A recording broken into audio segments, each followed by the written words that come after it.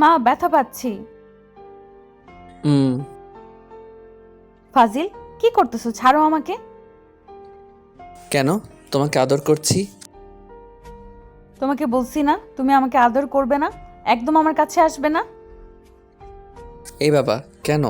এই না একটু আগে বললে তুমি আমার আদর চাও, আমাকে প্রচণ্ড ভালোবাসো।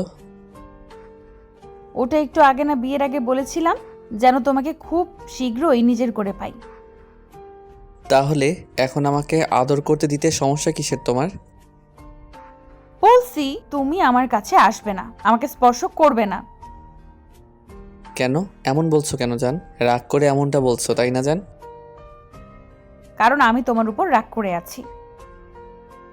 দেখো, অযথা রাগ দেখিয়ে না তো। আজকের এমন একটা রাতে তুমি আমার সাথে রাগারাগি করবে কলিজা, তাহলে তো সুন্দর একটা রাত মাটি হয়ে যাবে। আমি আজকে তোমাকে প্রচণ্ড ভালোবাসতে চাই, আদর করে ভরিয়ে দিতে চাই। প্লিজ বেবি, রাগ করো না, আমাকে তোমার থেকে দূরে রেখো না। হ্যাঁ, সব সময় তো আমিই রাগ দেখাই, আমি ভুল করি তাই না? সব ভুল আমার, তোমাকে ভালোবাসাটা তো আমার ভুল। আরে বাবা, আমি কি একটাবারও সেটা বলেছি? তুমি শুধু শুধু আমাকে রাগ দেখাচ্ছ। জান দেখো, আমি কোনো ভুল করে থাকলে তুমি সেটা বলো। তুমি কি কিছুই বুঝতে পারো না? আমার কষ্ট হলে তুমি সেটা বোঝার চেষ্টা করো না। তুমি আমাকে কতটুকু ভালোবাসো সেটা আমার জানা হয়ে গেছে, আমি বুঝতে পেরেছি। আরে বাবা, কি হয়েছে সেটা তো বলবে। তুমি বাচ্চাদের মতো জেদ করছো কেন? আমাকে বলো কি জন্য রাগ করছো জান? রিয়াজ কথাটা শেষ করতে পারল না, তার আগেই মিলি বাচ্চাদের মতো ভ্যা ভ্যা করে কান্না করে দিল আর ফুপিয়ে উঠতে লাগলো। ওর এরকম কর্মকাণ্ডে রিয়াজ ভ্যাপাচাপা খেয়ে গেল আর বলল, কলিজা, এই কলিজা, কি হয়েছে তোমার? তুমি এভাবে কান্না করছো কেন? বলো আমাকে কি হয়েছে। তুমি আমাকে একটুও ভালোবাসো না। যদি বাসতে তাহলে আমাকে একটু বোঝার চেষ্টা করতে, তুমি সেটা করোই না। আরে বাবা, কি হয়েছে সেটা তো বলবে। আমি কোনো ভুল করেছি কলিজা? বলো, আমি সবটা শুধরে নেব। জানটা, তাও কান্না করো না প্লিজ পাগলিটা। তুমি অনেক বড় ভুল করেছো, তোমার জন্যই আমি এত বড় একটা কষ্ট পেতে যাচ্ছিলাম, আর বলছো তুমি কি করেছো?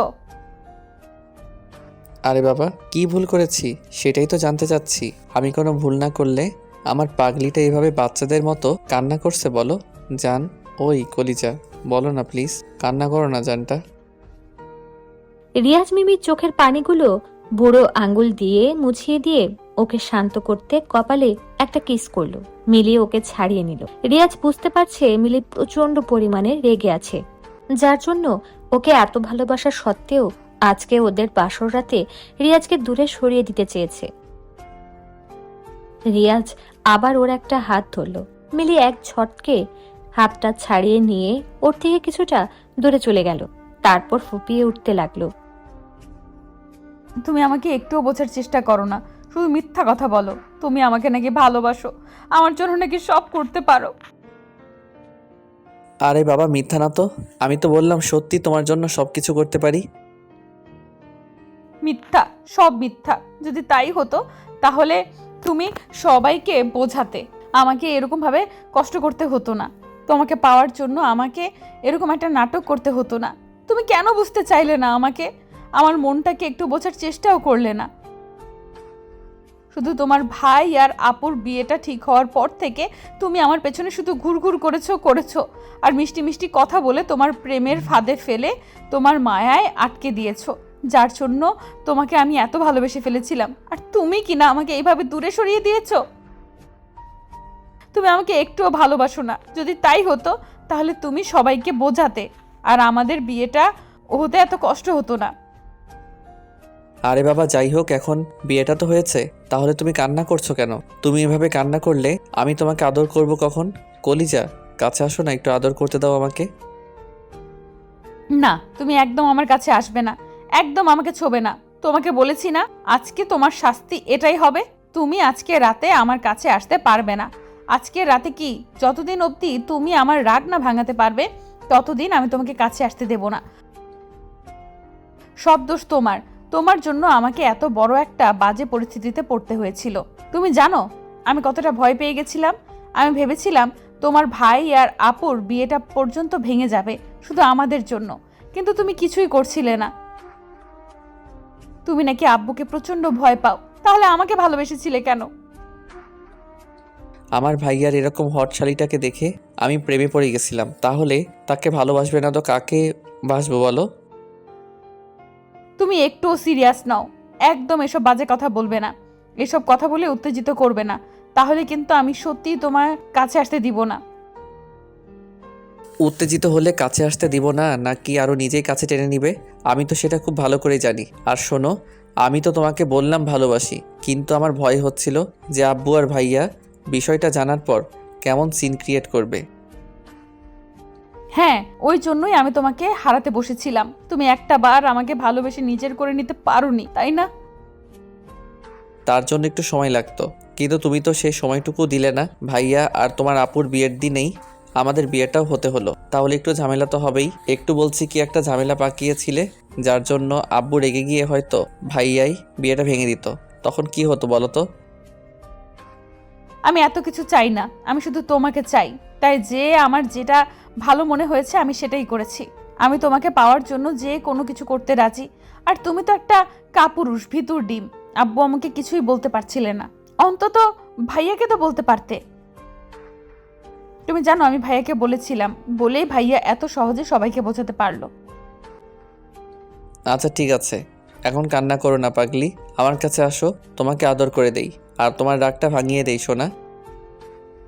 না, তুমি একদম আমার কাছে আসবে না, তোমাকে বারণ করেছি না। সব দোষ তোমার, তোমার জন্যই আমাদের বিয়েটা দূরে থাক। আমি শেষ হয়ে যাচ্ছিলাম। আরে বাবা, তোমার কিচ্ছু হতো না, আর সেটা যেভাবেই হোক বিয়েটা তো এখনো হয়েছে। তাহলে তুমি রেগে যাচ্ছ কেন? সব তো ঠিক আছে, তাহলে এত রাগ করার কি আছে? তুমি জানো আমি কতটা ভয় পেয়ে গেছিলাম। ভেবেছিলাম আমাদের বিয়ে তো দূরে থাক, ভাইয়া আর আপুর বিয়েটা পর্যন্ত ভেঙে যাবে। আর যদি সেটা হতো তাহলে ওদের কাছে আমরা সারা জীবন অপরাধী হয়ে থাকতাম, জানো? তাহলে তুমি এমন কাজটা না করলেই তো পারতে। তাহলে কি করবে? তোমাকে পাওয়ার জন্য আমার কাছে যেটা ভালো মনে হয়েছে আমি সেটাই করেছি।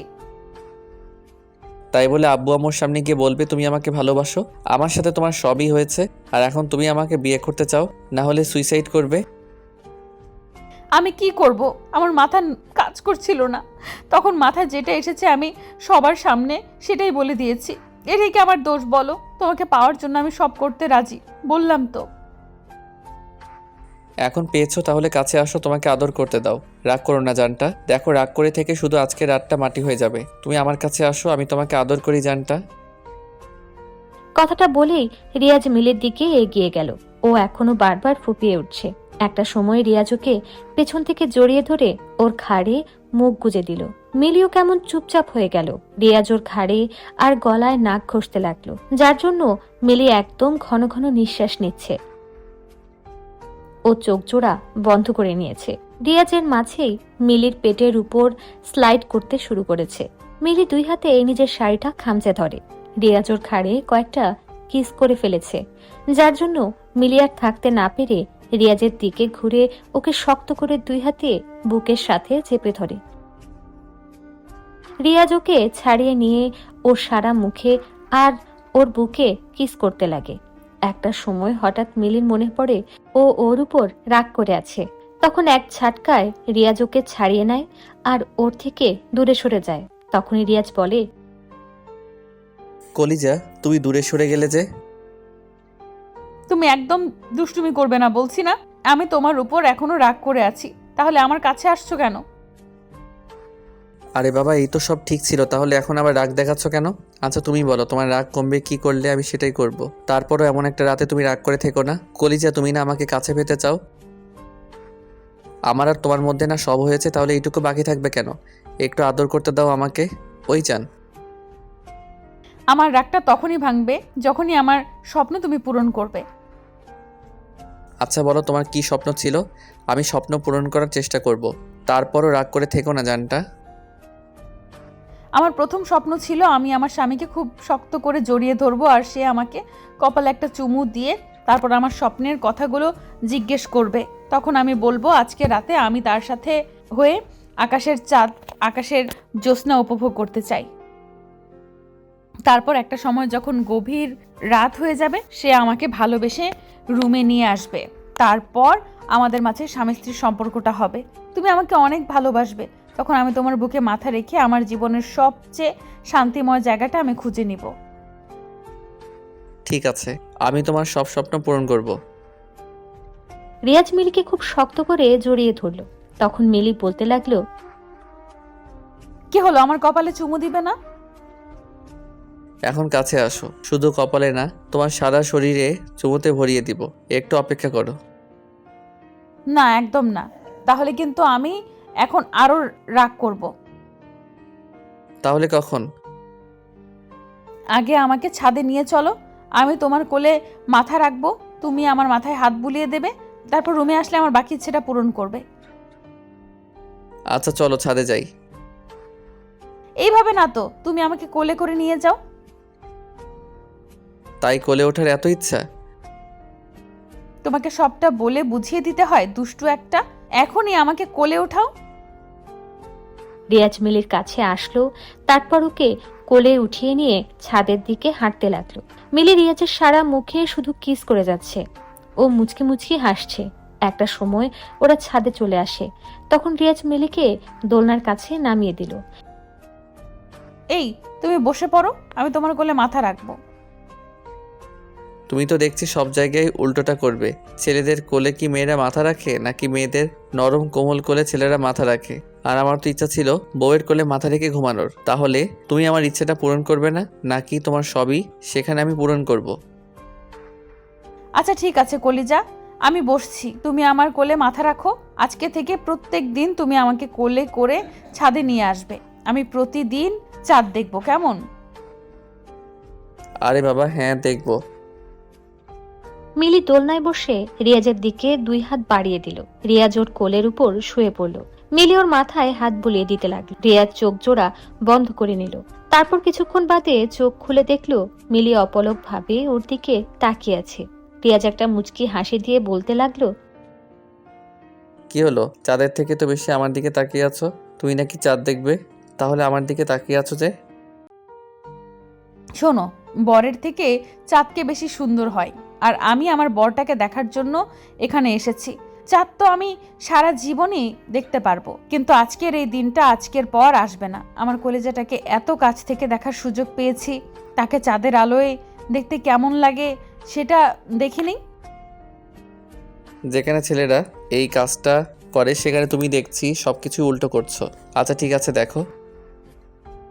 মিলি রিয়াজের চোখের দিকে তাকিয়ে আছে, আর ওর আলতো হাতে রিয়াজের চুলে বিলি কেটে কেটে দিচ্ছে, যার জন্য ওর কাছে বেশ ভালোই লাগছে। মিলি বারবার লজ্জা পেয়ে কেমন যেন ওর অবাধ্য চুলগুলো কানের পাশে গুজে দিচ্ছিল। রিয়াজ ওর একটা হাতে নিয়ে হাতে কয়েকটা চুমু এঁকে দিল। কি হলো কলিজা? কি আর হবে, তুমি বুঝতে পারো না? তুমি স্পর্শ করলে আমার মধ্যে কি অনুভূতির সৃষ্টি হয়? না তো জানি না, আর আজকের মতো তোমাকে এতটা কাছে পাইনি তো, তাহলে এরকম করে স্পর্শ করব কিভাবে? এখন থেকে তো রোজই করতে পারবে, আর সব অনুভূতির কথা বোঝাতে নেই, তাহলে তোমার দুষ্টুমিটা বাড়বে। তুমি আমাকে আদর করলে যে অনুভূতিটা সৃষ্টি হবে, সেটা আমি সব সময় পেতে চাই। তাই? আচ্ছা ঠিক আছে, অনেক আদর করে দেব। এখন আমার মাথায় হাত বুলিয়ে দাও। তোমার হাতের ছোঁয়াটা আমার কাছে অনেক ভালো লাগছে কলিজা। রিয়াজ আবার চোখ বন্ধ করে নিল। মিলি একটা মুচকি হাসি দিয়ে আবারও ওর চুলগুলো নিয়ে খেলা শুরু করতে লাগলো।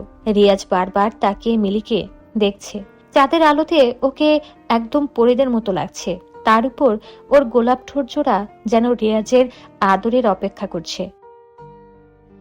রিয়াজ চোখ বন্ধ করে আছে, তাই মিলি ভাবলো ও ঘুমিয়ে গেছে। তাই বলতে লাগলো, এই দুষ্টু, তুমি ঘুমিয়ে পড়েছো? তাহলে আমাকে রুমে নিয়ে যাবে কে? আমার দ্বিতীয় স্বপ্ন, সেটা পূরণ কে করবে? আমার এত এত আদর চাই তোমার থেকে, সেগুলো করবে কে শুনি? না কলিজা, ঘুমাইনি। আমি তোমার হাতের স্পর্শগুলো অনুভব করছিলাম। আচ্ছা ঠিক আছে, চলো আমরা রুমে যাই। মিলির দাঁড়াতেই রিয়াজ ওর কোমর জড়িয়ে ধরে ওর ঠোঁটের দিকে তাকিয়ে রইল। তারপর ওর দিকে ঠোঁটগুলো এগুলে মিলি বলে, এখানে না দুষ্টু, রুমে চলো। এখানে সবাই তাকিয়ে আছে তো, আর তোমার পাঠক পাঠিকার বন্ধুগুলোকে যেতে বলো, না হলে কিন্তু আমি অনেক লজ্জা পাবো। আমার কিন্তু অনেক লজ্জা লাগবে। আচ্ছা ঠিক আছে, আমি ওদের বলে দিচ্ছি। এই যে আপু এবং ভাইয়ারা, এখন আপনারা আসতে পারেন। আমি আমার বউয়ের সাথে বাসরটা সেরে নিই, কি বলেন?